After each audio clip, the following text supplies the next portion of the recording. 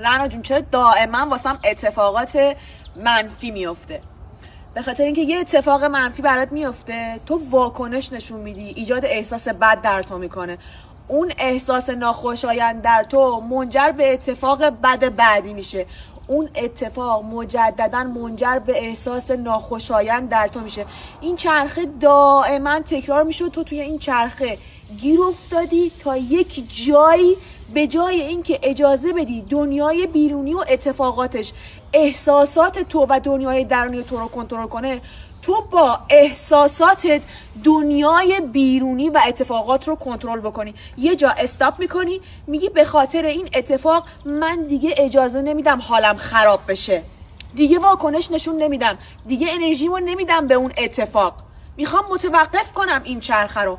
اون وقت میبینی که به واسطه تغییر انرژی، زاویه نگاه تو، ارتعاش تو، دنیای بیرونی هم تغییر پیدا میکنه و این چرخه قطع میشه. من بهت قول میدم.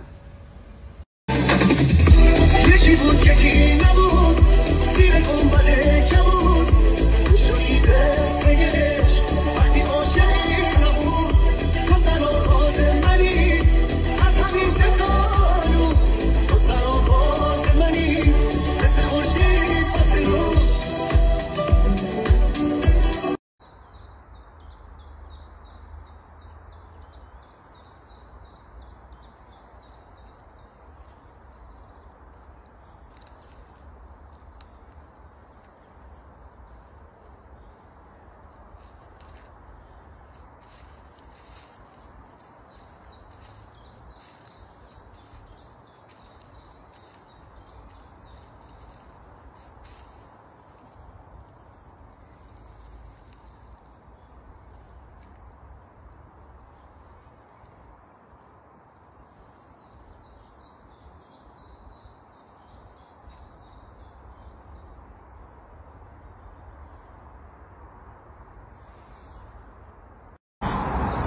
صدای گنجشکا رو میشنوی؟ شگفت‌انگیزه. بگو شکر.